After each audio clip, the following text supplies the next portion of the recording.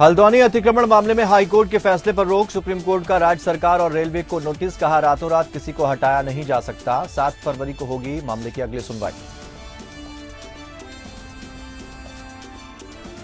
CM Pushkar Singh Dhami ने खटीमा और Gadarpur bypass का किया लोकार्पण। वीडियो कॉन्फ्रेंसिंग के जरिए नितिन गडकरी भी हुए शामिल। 265 करोड़ की लागत से किया गया है निर्माण। घनसाली के पूर्व विधायक और कांग्रेस नेता भीमलाल आर्य का हरीश रावत पर जुबानी हमला। ठहराया, उत्तराखंड में कांग्रेस को खत्म करने के लिए जिम्मेदार। आरोपों से बचते नजर आए पूर्व सीएम।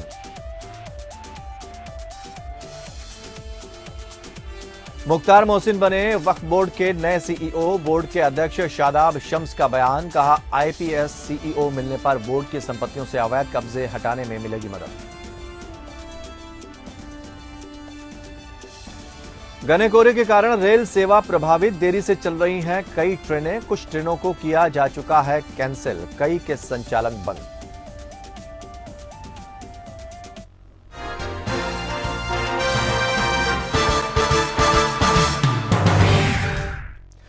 नमस्कार, इस बुलेटिन में आपका स्वागत है। मैं हूं आपके साथ रविंद्र सिंह। बढ़ते हैं खबरों में आगे। उत्तराखंड के मुख्यमंत्री पुष्कर सिंह धामी ने खटीमा के पहनिया क्षेत्र में खटीमा, चकरपुर और गदरपुर बाईपास का लोकार्पण किया। इस अवसर पर केंद्रीय सड़क परिवहन मंत्री नितिन गडकरी भी वीडियो कॉन्फ्रेंसिंग के माध्यम से लोकार्पण कार्यक्रम में सम्मिलित हुए। साथ ही केंद्रीय रक्षा राज्य मंत्री अजय भट्ट बाईपास के लोकार्पण कार्यक्रम में शामिल होने खटीमा पहुंचे। मुख्यमंत्री पुष्कर सिंह धामी ने 265 करोड़ की खटीमा, चकरपुर और गदरपुर बाईपास का यहां लोकार्पण किया। वहीं करोड़ों की विकास योजनाओं का शिलान्यास और लोकार्पण भी इस अवसर पर मुख्यमंत्री के द्वारा किया गया। मुख्यमंत्री ने कार्यक्रम में मौजूद जनसमूह को संबोधित करते हुए कहा कि विधायक काल से ही खटीमा चकरपुर बाईपास उनका ड्रीम प्रोजेक्ट रहा है। आज उन्हें बेहद खुशी है कि खटीमा का बहुप्रतीक्षित बाईपास बनकर तैयार हो गया है। इसके निर्माण होने के बाद अब खटीमा सहित टनकपुर, बनबसा, चंपावत, लोहाघाट सहित पिथौरागढ़ और नेपाल के यात्रियों को इसका फायदा मिल सकेगा। साथ ही खटीमा क्षेत्र के लोगों को जाम की समस्या से भी निजात मिल जाएगा। वहीं मुख्यमंत्री ने गदरपुर बाईपास के निर्माण से भी उस क्षेत्र के लोगों को उसका लाभ मिलने की बात कही। मुख्यमंत्री ने दोनों ही बाईपास निर्माण हेतु देश के प्रधानमंत्री नरेंद्र मोदी, सड़क परिवहन मंत्री नितिन गडकरी, क्षेत्रीय सांसद अजय भट्ट का आभार व्यक्त किया। इस अवसर पर मुख्यमंत्री ने खटीमा से चकरपुर तक लगभग 8 किलोमीटर बाईपास का जिप्सी के माध्यम से निरीक्षण भी किया, जिसके उपरांत मुख्यमंत्री अन्य कार्यक्रमों में शिरकत करने के लिए रवाना हो गए। खटीमा बाईपास के लोकार्पण से आज इसके चालू हो जाने से और गदरपुर के बाईपास के लोकार्पण से अरे भाई हिलाओ मत।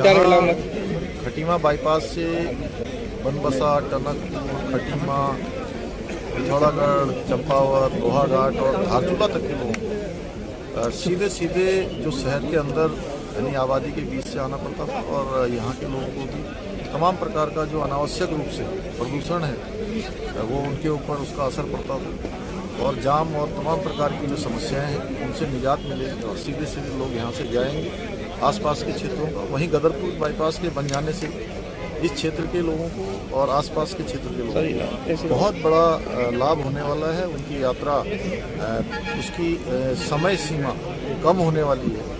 मैं इसके लिए माननीय प्रधानमंत्री जी का बहुत धन्यवाद करता हूँ, माननीय गडकरी जी का भी धन्यवाद करता हूँ कि उन्होंने दिया है। हमारे केंद्रीय मंत्री अजय भट्ट जी जिन्होंने इसके लिए अत्यधिक प्रयास किया है, उनका भी धन्यवाद करता हूँ और सभी जनप्रतिनिधियों का जो हमारे इस काम में लगे थे, उन सभी का आभार व्यक्त करता हूँ। हल्द्वानी जमीन अतिक्रमण मामले में सुप्रीम कोर्ट ने अपना फैसला सुनाया। सुनवाई करते हुए जज ने कहा, हम रेलवे और राज्य सरकार को नोटिस जारी कर रहे हैं, वहां और अधिक कब्जे पर रोक लगे। फिलहाल हम हाई कोर्ट के आदेश पर रोक लगा रहे हैं। जज ने आगे कहा कि 1 महीने बाद अगली सुनवाई होगी। हल्द्वानी में अतिक्रमण पर अब रोक लगा दी गई है। 7 फरवरी को अगली सुनवाई होगी। सुनवाई करते हुए जस्टिस कौल ने पूछा कि उत्तराखंड सरकार के वकील कौन है, कितनी जमीन रेलवे की है, कितनी राज्य की, क्या वहां रह रहे लोगों का दावा लंबित है। जज ने आगे कहा, इनका दावा है कि बरसों से रह रहे हैं। ये ठीक है कि उस जगह को विकसित किया जाना है, लेकिन उनका पुनर्वास होना चाहिए। याचिकाकर्ता पक्ष के वकील सिद्धार्थ लूथरा ने कोर्ट को बताया कि पहले रेलवे ने 29 एकड़ कहा, लेकिन फिर 78 एकड़ कहने लगा। एएसजी ने कहा कि इन लोगों ने कभी पुनर्वास का अनुरोध नहीं किया और ये जमीन को ही अपना बताते हैं। सुनवाई करते हुए जस्टिस ओका ने कहा, ठीक है, हाईकोर्ट ने आदेश दिया, लेकिन किसी अथॉरिटी को इन लोगों की बातें सुनकर निपटारा करना चाहिए। जस्टिस कौल ने कहा कि दो तरह के लोग हो सकते हैं, एक जिनका दावा बनता है, एक जिनका कोई दावा नहीं बनता।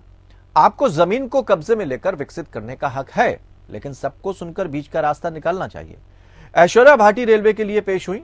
उन्होंने कहा कि यह सब कुछ रातों रात नहीं हुआ है और पूरी कानूनी प्रक्रिया का पालन हुआ है। वहीं जस्टिस कौल ने कहा, लेकिन मानवीय आधार पर मामला देखना चाहिए, तब तक सुनिश्चित करें कि और कोई निर्माण ना हो। जज ने यह भी कहा कि आप पैरामिलिट्री फोर्स की मदद लेकर एक हफ्ते में खाली करवाना चाहते हैं, इस पर विचार कीजिए। देखिए, उस पर हमारा पहले से ही ये मानना था कि चूंकि न्यायालय का मामला है, न्यायालय जो भी आदेश करता उसके साथ हमारी सरकार उस पर आगे कार्रवाई करती, आगे काम करती। हम न्यायालय के रुख पर ही थे। न्यायालय जो भी आदेश करेगा वो हमेशा हमें मान्य होगा। देखिए, सुप्रीम कोर्ट से हल्द्वानी के मर्द, औरतें और हर एक को जो है लो लगी हुई थी, बल्कि पूरी दुनिया के लोगों को सुप्रीम कोर्ट से एक हक की उम्मीद लगी हुई थी। और जैसा कि पता लगा, सुप्रीम कोर्ट ने जो है वो स्टे दे दिया है और हमें पूरी उम्मीद है कि आगे को भी जो है फैसला सुप्रीम कोर्ट की तरफ से हमारे ही हक में आएगा। अभी तो स्टे हुआ है ना, कार्रवाई अभी रहेगी। तो सुप्रीम कोर्ट के तक ये सब हमारे नेता लोग जा रहे हैं और जाएंगे, कागजात दिखाएंगे, हमारे पास सबूत है। इंशाअल्लाह सुप्रीम कोर्ट का हर अधिकारी हमारी बात को जो है सुनेगा और फैसला देगा। लेकिन मैं आपके चैनल के माध्यम से एक बात ये कहना चाहता हूँ कि हमारी हल्द्वानी का जो प्रशासन है, प्रशासन ये माशाअल्लाह कल भी हमारे साथ था, आज भी हमारे साथ है और कल भी हमारे साथ रहेगा। और सारे हर किस्म के नेता, हर पार्टी के आदमी जो है वो इसमें दिल-ओ-जान से लगे हुए हैं। रेलवे ने जो हमें नोटिस दिए थे, दरअसल नोटिस के बाद 7 दिन के अंदर कोई कार्रवाई या कोई कानूनी कार्रवाई नहीं होती और अब जो फैसला है वो दूध का दूध पानी का पानी हो चुका है, जो कि सुप्रीम कोर्ट ने किया है, वो ना कि हमारा फैसला है। और मैं सुप्रीम कोर्ट के जस्टिस का और सुप्रीम कोर्ट का बहुत सम्मान करता हूँ कि उन्होंने ये फैसला गरीब मजलूमों के हक में किया है। के बावजूद उन्होंने बोला कि इनके 7 दिनों के अंदर नोटिस डाल करके, पैरामिलिट्री फोर्स यूज करके इनके मकान को तोड़ दो। वहाँ पे 50,000 लोग हैं, कुछ लोगों की लीज 1940 से है, 50-70 साल से लोग रह रहे हैं वहाँ पे। तो इसलिए सुप्रीम कोर्ट ने बिल्कुल सही फैसला लिया है, आज हाई कोर्ट के ऑर्डर को स्टे किया है। बट ये भी बोला है कि हाई कोर्ट का जो ऑर्डर है वो उसमें अभी जो स्टे हुआ है उसमें कोई भी कंस्ट्रक्शन भी नहीं होगा किसी के तरफ से, चाहे वो रेलवे हो, चाहे वो वहाँ पे जो लोग रह रहे हो, वो कोई कंस्ट्रक्शन नहीं करेंगे। अगली तारीख जो है वो 7 फरवरी की दी गई है और इसके बाद पता चलेगा। फिलहाल सुप्रीम कोर्ट ने रेलवेज को और यूनियन को कहा है कि वो एक रिहैबिलिटेशन स्कीम भी अपने दिमाग में रखें, क्योंकि अगर इतने लोगों को हटा रहे हैं तो उनको बेघर नहीं किया जा सकता, उनको किसी तरह की रिहैबिलिटेशन स्कीम के अंडर ही लाया जाएगा। अगर ये प्रूव हुआ कि वो जमीन अगर इलीगली इन्होंने ऑक्यूपाई कर रखी है तब, क्योंकि ये मामला उस तरह का नहीं है कि झुग्गी झोपड़ी बस गई हो या फिर रेलवे के किनारे ऐसे ही झुग्गी झोपड़ियां बसी हों। हल्द्वानी बनभूलपुरा क्षेत्र में रेलवे भूमि पर अवैध अतिक्रमण हटाए जाने के हाईकोर्ट के निर्णय के बाद स्थानीय निवासियों में काफी आक्रोश नजर आ रहा था। लगभग 50,000 लोग इस अतिक्रमण को हटाने से बेघर हो रहे थे, जिसके चलते सुप्रीम कोर्ट ने हाईकोर्ट के निर्णय पर रोक लगाते हुए बनभूलपुरा के लोगों को एक बड़ी राहत दी है। उत्तराखंड के पूर्व मुख्यमंत्री हरीश रावत भी इस फैसले का स्वागत करते नजर आए। आपको बता दें कि सुप्रीम कोर्ट के इस आदेश के बाद 4,000 परिवारों के आशियानों को उजाड़ा नहीं जा सकेगा। पूरा उत्तराखंड इससे बहुत राहत महसूस कर रहा है। हम सुप्रीम कोर्ट को हार्दिक धन्यवाद देते हैं। ये सुप्रीम निर्णय है और इस निर्णय ने उत्तराखंड के मानवीय चेहरे को बचा दिया।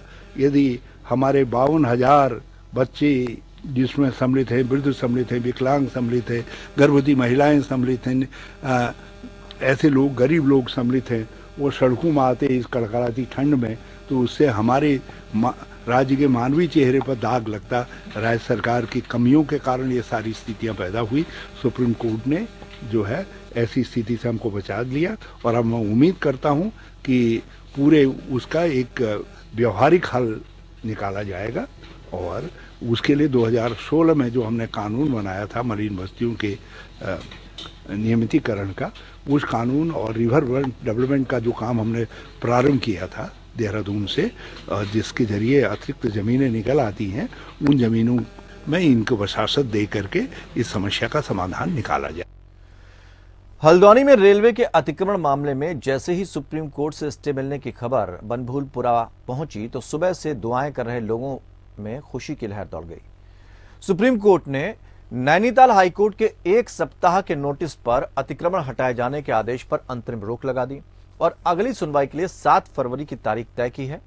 जैसे ही ये खबर गफूर बस्ती और बनभूलपुरा क्षेत्र के हजारों लोगों तक पहुंची तो उन्होंने अल्लाह ताला का धन्यवाद दिया और सुप्रीम कोर्ट के फैसले का स्वागत करते हुए कहा कि यह उनकी जीत की शुरुआत है, क्योंकि वो कई दशकों से इस जमीन पर रह रहे हैं और आज रेलवे उसे अपनी बता रहा है। बनभूलपुरा की महिलाएं बुजुर्ग सुबह से ही सुप्रीम कोर्ट की सुनवाई के दौरान फैसला उनके हक में आने की इबादत करते, दुआ मांगते नजर आए और अब वो भगवान से जो प्रार्थना कर रहे थे वो पूरी हो गई।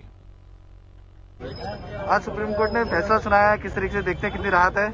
बहुत बढ़िया राहत है। सुप्रीम कोर्ट ने हमारे मान लिया था, हमें उसने सुरक्षित रख रखा था। हमारी जो अर्जी ली थी उन्होंने 5 तारीख का उन्होंने हमें जो रिलीव करा था, लेकिन कोर्ट ने रेलवे को भी और यहाँ के राज्य सरकार को भी और हाई कोर्ट को फटकार मारी है कि 50,000 आदमी जहाँ रह रहे हैं इनको उजाड़ना ये हमारे लिए सदीकरण नहीं है। इसलिए हम बधाई देते हैं अपने सुप्रीम कोर्ट के जजों को, जिन्होंने हमारी आंसू और रोते हुए देखा है।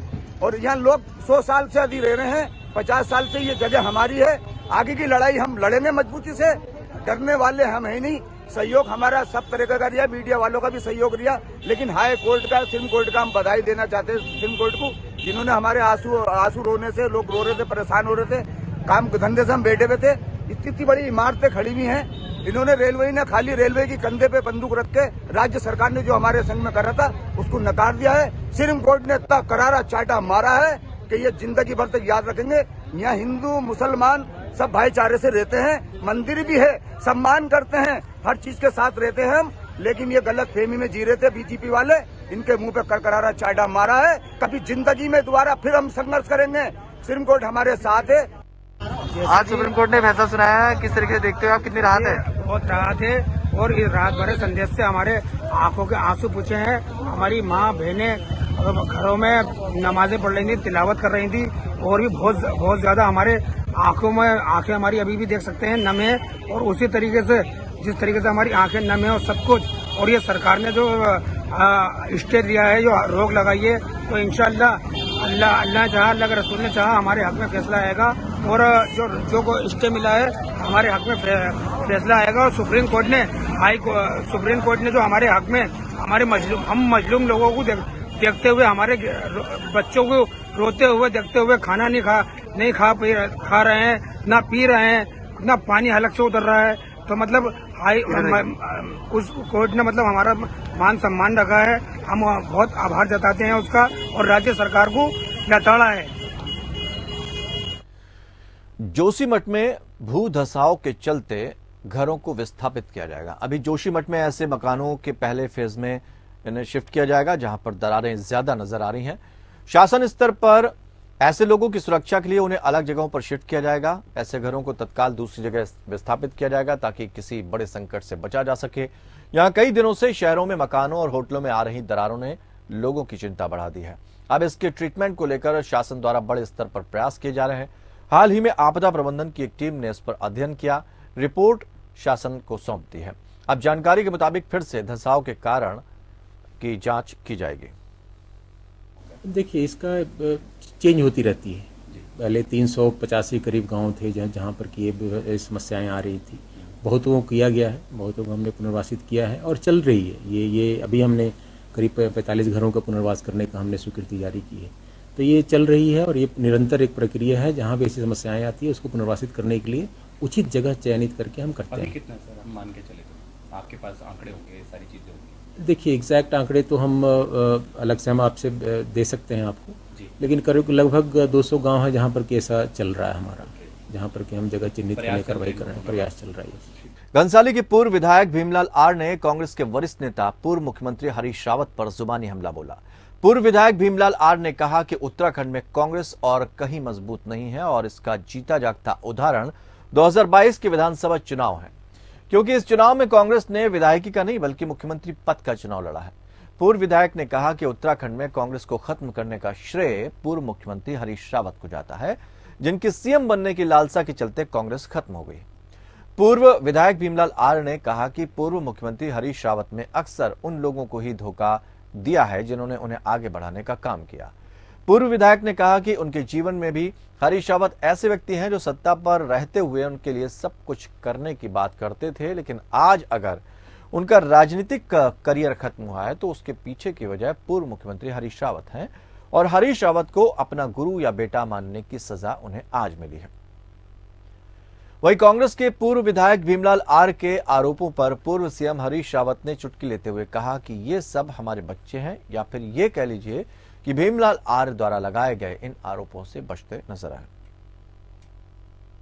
देखिए, हरीश रावत जी ने भीमलाल के साथ ही नहीं, देश और उत्तराखंड के न जाने कितने लोगों के साथ ऐसा बर्ताव किया है, ऐसा आचरण किया है कि, और इसका उदाहरण मैं आपको बता दूं, जो हरीश रावत जी जिस हरीश रावत जी को भीमलाल आर्य ने राजनीतिक जीवन दिया है, 2015-16 में जब कांग्रेस की सरकार गिरी थी, 16-17 में, तो उस समय कांग्रेस हरीश रावत जी को अगर राजनीतिक रूप से किसी ने जीवन दान दिया है तो भीमलाल आर्य ने दिया है। और भीमलाल आर्य ने पद प्रतिष्ठा, अपना मान सम्मान सब कुछ कांग्रेस के लिए और हरीश रावत के लिए गंवाया था। और वो मेरे जीवन की बहुत बड़ी भूल भी थी, क्योंकि हरीश रावत जी ने उसका ही सर हमेशा कलम किया है। जिसने हरीश रावत को पनपाने का काम किया है, उसी व्यक्ति का सर जो है हरीश रावत ने कलम किया है। और मैं ये भी याद दिला दूं कि हरीश रावत जी एक दिन में मुझे 5 बार अपने मरे हुए बेटे की कसम खाते थे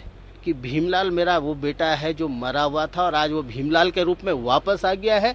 और उस व्यक्ति ने भीमलाल के साथ नहीं, अपने मरे हुए बेटे की आत्मा को भी कचोरा है, उनको भी मरने के बाद भी उस बेटे को यातनाएं दी हैं भीमलाल आर्य के साथ नाइंसाफी करके। और मैं बता दूं आपको, देखिए 2022 में कांग्रेस ने जो टिकट दिए, एक ने कहा कि भीमलाल आर्य हरीश रावत गुट का है, फिर हरीश रावत गुट ने कहा कि भीमलाल आर्य प्रीतम सिंह चौहान गुट का है। आरोप लगाया, उनका कहना है कि हरीश जो 22 का चुनाव हुआ था विधायिका का नहीं बल्कि मुख्यमंत्री का चुनाव हुआ था और आपकी वजह से जो है पार्टी इस गर्द में पहुंची है। ठीक है, जिसने जो कहा, अब हमारे बच्चे हैं, वो दर्द होगा तभी तो कहते हैं कुछ। सर, अंकिता कृषि एवं ग्राम्य विकास मंत्री गणेश जोशी ने आज सचिवालय में विभागीय योजनाओं की समीक्षा बैठक ली। ग्रामीण विकास मंत्री गणेश जोशी ने कहा कि बैठक में विभाग के सभी अधिकारी मौजूद रहे, जिसमें केंद्र पोषित योजनाओं की प्रगति रिपोर्ट जानी गई और अभी तक 80% काम योजनाओं पर किया जा चुका है।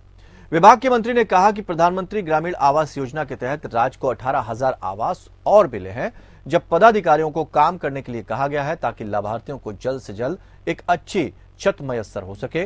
कृषि मंत्री गणेश जोशी ने कहा कि राज्य में हॉर्टिकल्चर के क्षेत्र में उत्पादन को दोगुना करना विभाग का लक्ष्य है, लेकिन उस उत्पादन को दोगुना तभी किया जा सकता है जब विभाग के पास अच्छे प्रशिक्षक हों। इसलिए विभाग जल्द ही राज्य में 1000 किसानों को ग्राफ्टर की ट्रेनिंग देने का काम करेगा, जो अन्य किसानों को भी प्रशिक्षित करेंगे। कृषि मंत्री गणेश जोशी ने कहा कि विभाग में वीडियो के रिक्त पदों को जल्द भरने के लिए अधिकारियों को निर्देशित किया जा चुका है और उनके द्वारा स्वयं भी रिक्त पदों को भरने के लिए मुख्यमंत्री से कल वार्ता की जाएगी। एक महत्वपूर्ण विभाग है जिसकी अधिकतर योजनाएं केंद्र पोषित हैं, उसकी समीक्षा बैठक मैंने आज की है और मैं अपने अधिकारियों को शाबाशी देता हूं कि हमारी जितनी भी योजनाएं हैं, अभी तो 31 मार्च बाकी है, अभी तक हमने 84% से अधिक लक्ष्य सभी योजनाओं में हमने हासिल कर लिया है। प्रधानमंत्री ग्रामीण आवास योजना में जहां पूर्व में हमारे जो 16,000 आवास हमको मिले थे, उसमें से 94% आवास हम दे चुके हैं और 18,000 आवास अभी हमें और मिले हैं। इसी प्रकार जो हमारे ट्रेनिंग प्रोग्राम चलते हैं, क्योंकि हॉर्टिकल्चर विभाग भी मेरे पास है, तो कल मैंने किसानों की एक बैठक की थी। आज हमारे पास ग्राफ्टर नहीं है, हम ग्राफ्टिंग के लिए हम लोग जो है हिमाचल से लोगों को बुलाते हैं, तो हमने कहा कि 1000 लोगों की ट्रेनिंग जो है इस योजना के माध्यम से करी जाए ताकि उस दिशा में भी मदद मिले। वहीं जो हमारे विभाग के जो रिक्त पद हैं शीघ्र उनको हम भरने जा रहे हैं। बाजपुर नगर पालिका अध्यक्ष गुरजीत सिंह ने मुख्यमंत्री को संबोधित ज्ञापन चीनी मिल के जीएम हरवीर सिंह को सौंपा। नगर पालिका अध्यक्ष गुरजीत सिंह ने मुख्यमंत्री और चीनी मिल प्रशासन से चीनी मिल में रिक्त पड़े पदों पर नियुक्ति करने की मांग की। आपको बता दें कि बाजपुर चीनी मिल में काफी लंबे समय से कर्मचारियों के कई पद रिक्त पड़े हैं, जिससे चीनी मिल को आउटसोर्स से कर्मचारियों को काम करवाना पड़ रहा है, जबकि क्षेत्र के कई युवा बेरोजगारी के चलते भटक रहे हैं। इसी के चलते बाजपुर चीनी मिल के समीप नगर पालिका अध्यक्ष गुरजीत सिंह के कैंप कार्यालय पर लोग इकट्ठा हुए, जिसके उपरांत नगर पालिका अध्यक्ष गुरजीत सिंह ने चीनी मिल कार्यालय में मुख्यमंत्री को संबोधित ज्ञापन चीनी मिल के जीएम हरवीर सिंह को सौंपा। इस दौरान उन्होंने मुख्यमंत्री और चीनी मिल के जीएम हरवीर सिंह से चीनी मिल में रिक्त पड़े पदों पर नियुक्ति किए जाने और मृतक आश्रितों को नियुक्ति देने की मांग की। इस दौरान नगर पालिका अध्यक्ष गुरजीत सिंह ने कहा कि रिक्त पड़े पदों पर नियुक्ति होने से बेरोजगार युवाओं को रोजगार मिलेगा और चीनी मिल में कार्य तेज गति से होगा। साथ ही उन्होंने कहा कि अगर जल्द ही ज्ञापन पर संज्ञान नहीं लिया गया तो आंदोलन किया जाएगा। हमारी मांग यह है कि चीनी मिल में कई सौ पद जो है रिक्त चल रहे हैं। हमारी मांग है कि जो स्थानीय युवा बेरोजगार घूम रहे हैं, रोजगार नहीं है, उन युवाओं को रोजगार दिया जाए। उन पदों पर स्थानीय युवाओं को, चीनी मिल के बहुत से युवा बेरोजगार हैं, शहर बाजपुर के युवा बहुत बेरोजगार हैं, उनको देखते हुए हमने जीएम साहब को एक ज्ञापन दिया मुख्यमंत्री को संबोधित कि उन लोगों को जो है उस पोस्टों पर नियुक्ति की जाए और हमारे मृतक आश्रित जो बेरोजगार घूम रहे हैं नौजवान लड़के, जिनको उनके पिताजी के यहाँ नियोजन दिया जाना है, उनको जल्द से जल्द नियोजन दिया जाए। ये हमारी मांगे हैं। अगर ये मांगों पर कोई भी सुनवाई या कोई किसी प्रकार के संज्ञान में सरकार नहीं लेती है तो हम जो है फिर एक दिन यहाँ पर धरना भी देंगे प्रशासनिक भवन के आगे। और हम यही मांग करते हैं सरकार से और अपने चीनी मिल के प्रशासन से कि जो रिक्त स्थान है उसके ऊपर जो स्थानीय युवाओं को जो है रोजगार मिले। बेरोजगारी इसमें बहुत ज़्यादा बढ़ चुकी है, उसको देखते हुए हम लोगों ने ये ज्ञापन दिया है। आईपीएस पुलिस महानिरीक्षक और निदेशक यातायात मुख्तार मोहसिन को वक्फ बोर्ड का सीईओ बनाया गया है। अभी तक यहां पर IAS doctor Ahmad Iqbal CEO थे। शासन द्वारा मुख्तार मोहसिन को सीईओ बना दिया गया। बता दें कि डॉक्टर अहमद इकबाल के पास शासन में कई अन्य जिम्मेदारियां भी हैं, जिसके चलते वो वक्फ बोर्ड को समय नहीं दे पा रहे थे और वक्फ बोर्ड के कार्य प्रभावित हो रहे थे। वक्फ बोर्ड के अध्यक्ष शादाब शम्स ने भी मुख्यमंत्री से उन्हें हटाने की बात कही थी। अध्यक्ष शादाब शम्स ने मुख्यमंत्री पुष्कर सिंह धामी का आभार जताया। उन्होंने कहा कि वक्फ बोर्ड को आईपीएस सीईओ मिलने पर बोर्ड की संपत्तियों से अवैध कब्जे हटाने में मदद मिल सकेगी। आज भारतीय वानिकी संसाधन एवं शिक्षा परिषद द्वारा 2 दिवसीय राष्ट्रीय कार्यशाला का आयोजन किया गया। कार्यशाला का मुख्य उद्देश्य प्रमुख मंत्रालयों, विभागों, विज्ञान और प्रौद्योगिकी संस्थानों, अंतर्राष्ट्रीय संगठनों और गैर सरकारी संगठन, किसानों और वृक्ष उत्पादकों के विशेषज्ञों को साथ लाना है ताकि उपयुक्त रणनीति विकसित की जा सके और विकास के लिए मुद्दों और चुनौतियों का समाधान करने के लिए सरकार को नीतिगत जानकारी प्रदान की जा सके। वहीं महानिदेशक अरुण सिंह रावत ने बताया कि कार्यशाला 2 दिन तक चलेगी और इसका मेन उद्देश्य एक प्लेटफॉर्म में एग्रोकल्चर के लिए जो किसान हैं और इंडस्ट्रीज हैं और फॉरेस्ट डिपार्टमेंट है जो कि सामने आकर ये बताएंगे कि कैसे एग्रो फॉरेस्ट्री को बढ़ावा दिया जा सकेगा। और साथ ही ये भी बताया कि एग्रो फॉरेस्ट्री एक ऐसा तरीका है जिसमें किसान अपने खेत में फसल के साथ साथ पेड़ भी लगाता है, जिससे किसान की आमदनी भी दोगुनी हो सके और साथ में जो खेत की मिट्टी है वो भी बेहतर हो सकेगी। इस प्रयोगशाला में अलग अलग क्षेत्रों से कई विशेषज्ञ अपनी राय देते नजर आए। हल्द्वानी पुलिस और एसओजी ने 2 इनामी बदमाशों को गिरफ्तार किया है, जिनमें एक फरार बदमाश रियाजुद्दीन पर 1 लाख रुपए का इनाम घोषित था, जबकि दूसरा बदमाश रमन कपूर है जिसके ऊपर 50,000 का इनाम था। पुलिस ने दोनों को गिरफ्तार कर लिया है। एसएसपी पंकज भट्ट ने खुलासा करते हुए बताया कि पहला बदमाश घोड़ा सहन गैंग का सदस्य है, जिसे पुलिस ने गोरखपुर से गिरफ्तार किया है। यह कई सालों से उत्तराखंड पुलिस को चकमा दे रहा था। इस शातिर अपराधी ने 2018 में अपने साथियों के साथ शोरूम से लाखों रुपए के मोबाइल चोरी की घटना को अंजाम दिया था। वहीं 50,000 का फरार इनामी बदमाश रमन कपूर कुमाऊं ज्वेलर्स के मालिक पर फायरिंग किए जाने के मामले में फरार चल रहा था। उत्तराखंड में भीषण ठंड के चलते कोहरे की चपेट में आने से रेलवे को बड़ी चुनौती का सामना करना पड़ रहा है। जहां एक तरफ घने कोहरे की वजह से ट्रेनें समय पर अपने ठिकानों तक नहीं पहुंच पा रही हैं, वहीं कुछ ट्रेनों को रद्द भी किया जा चुका है। आपको बता दें कि तापमान में भारी गिरावट के चलते मैदानी क्षेत्रों में शीतलहर के साथ कोहरे का प्रकोप जारी है, जिससे कि ट्रेनों की आवाजाही पर भी असर देखने को मिल रहा है। हालांकि ये कोई पहली बार नहीं है कि सर्दियां आते ही ट्रेनों के संचालन पर असर पड़ा हो। आए दिन कोहरे के चलते ट्रेनें रद्द होने से यात्रियों को इसका खामियाजा भुगतना पड़ता है। देहरादून के स्टेशन अधीक्षक शशांक शर्मा ने कहा कि फिलहाल जनता एक्सप्रेस और हावड़ा एक्सप्रेस के संचालन पर रोक लगाई गई है। इसके साथ ही अमृतसर और गोरखपुर से आने वाली ट्रेनें कोहरे के चलते रोज कई घंटे की देरी से अपने गंतव्य तक पहुंच रही हैं। तो इस बुलेटिन में फिलहाल इतना ही, लेकिन खबरों का सफर लगातार जारी रहेगा। जुड़े रहिए हमारे साथ।